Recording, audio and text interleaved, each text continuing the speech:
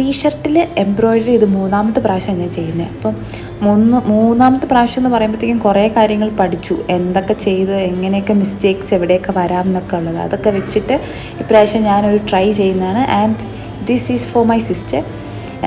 ആൾക്ക് ഇഷ്ടമാകും എന്ന് പ്രതീക്ഷിച്ചുകൊണ്ട് ഞാൻ ചെയ്യുന്നു. ഒരു ക്യൂട്ടായിട്ടുള്ള കാര്യമാണ്. അപ്പോൾ ഭയങ്കര ഫൈനായിട്ടുള്ള ത്രെഡ് വെച്ചിട്ട് ചെയ്യണം, അതാണ്. അല്ലെങ്കിൽ എന്താണെന്ന് വെച്ചാൽ നമ്മൾ ചെയ്യുമ്പോഴത്തേക്കും ഹോൾസ് വരും, അപ്പോൾ അതൊരു അഭംഗിയായിട്ട് വരും. അപ്പം ഇത് കുറേ സമയം എടുത്തു. കാര്യം നമ്മൾ ആദ്യമൊക്കെ ചെയ്യുമ്പോഴത്തേക്കും ഭയങ്കര സ്ലോ ആയിരുന്നു, പക്ഷെ അത് കഴിഞ്ഞ് നമുക്ക് ആ ഒരു ഐഡിയ മനസ്സിലായി എങ്ങനെ ചെയ്യണം. അപ്പോഴത്തേക്കും നമ്മൾ ഭയങ്കര ഫാസ്റ്റ് ആവും.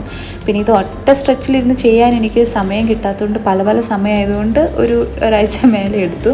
പക്ഷെ എന്നാലും നല്ല രസമുണ്ടായി. ഒരു ഐഡിയ ഉണ്ടായിരുന്നില്ല എങ്ങനെ ചെയ്യും, പക്ഷെ നമ്മൾ ചെയ്ത് വരുമ്പോഴത്തേക്കും നമുക്ക് കയ്യിലുള്ള എല്ലാം വെച്ചിട്ട് ചെയ്ത് വന്നു. അങ്ങനെ ലാസ്റ്റ് ആയപ്പോഴത്തേക്കും അത്യാവശ്യം തരക്കേടില്ലാത്ത രീതിയിൽ വന്നു എന്നാണ് എൻ്റെ വിശ്വാസം.